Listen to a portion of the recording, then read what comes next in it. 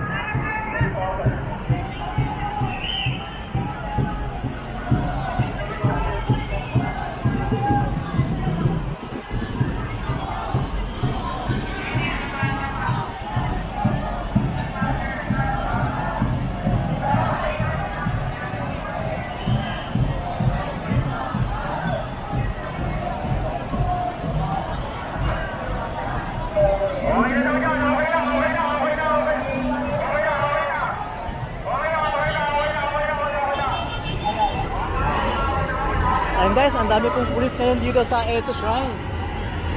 Ayan na, libong-libong pulis po ang mga nandito po ngayon. Kasama po ng mga militanteng grupo galing po sa iba't ibang lugar ng Maynila.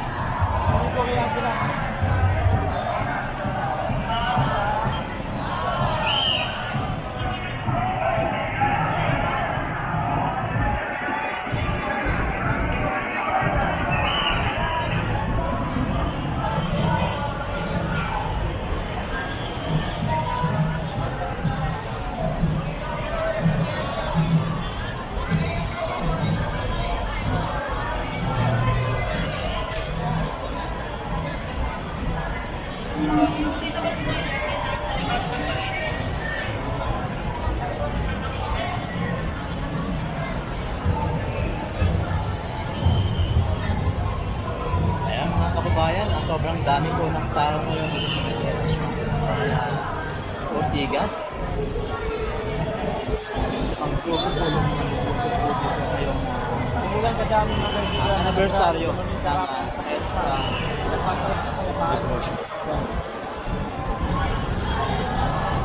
Magandang hapon po sa lahat ng nanonood po sa ating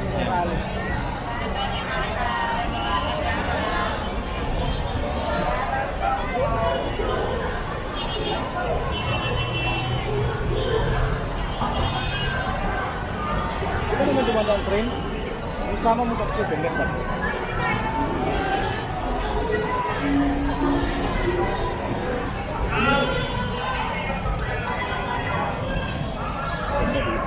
Binababoy, gaano nila nilalapastangan ang karapatan ng nakakaraming Pilipino.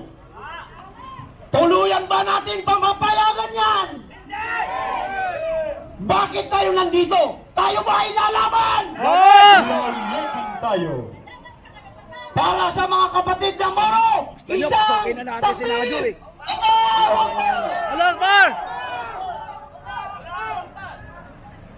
May mga Bangsamoro pa nandyan sa likod. Bangsamoro brothers and sisters. Nakita natin kung paano nila pinagtatakpan yung katotohanan. Napakaraming diversionary tactics ang ginagawa ng ating mga politiko na nandyan sa taas. Nakita natin kung paano nila hinarang ang isang Piyakitano kasama yung mga brave-eated. Nakita natin gaano kasigasig ang isang Roman Padilla. Yes!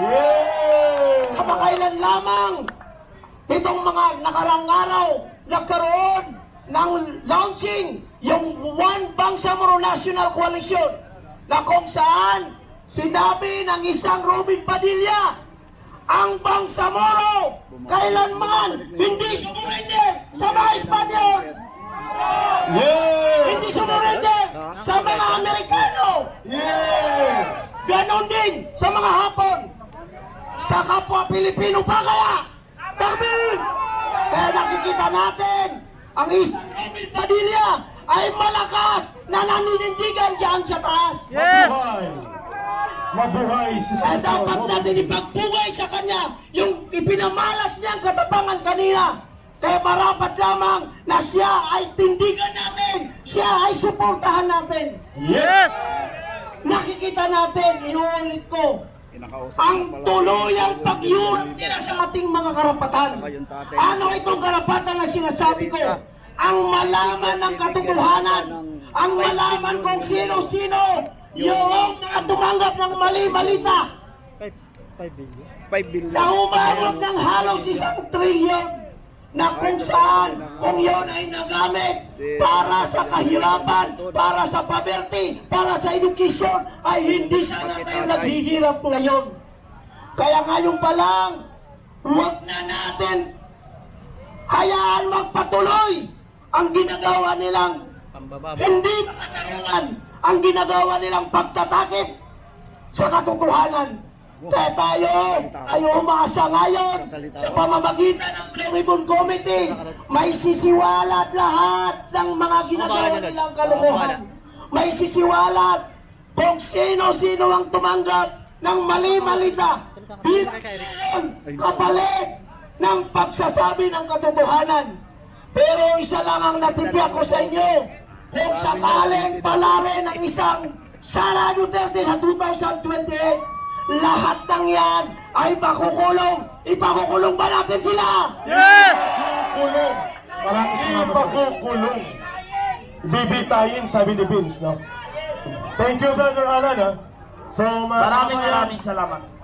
mayroon po tayong boses mula sa kababayan kanina, boses mula sa Juan Bangsamoro, at ngayon, Yes. mayroon ding makikipagkaisa sa atin. Yes. Mga kasama, matagal na rin po namin siyang kasama na makipaglaban para sa bayan. Atin pong pakinggan ang aming Gabriela. Halatang halata sa mukha ang pagiging mandirigma. Walang iba kung hindi si Kapitana Texon. Ito yung Gabriela na hindi connected sa CPP, NPA, NDF. Ka-Eric naman. Hello!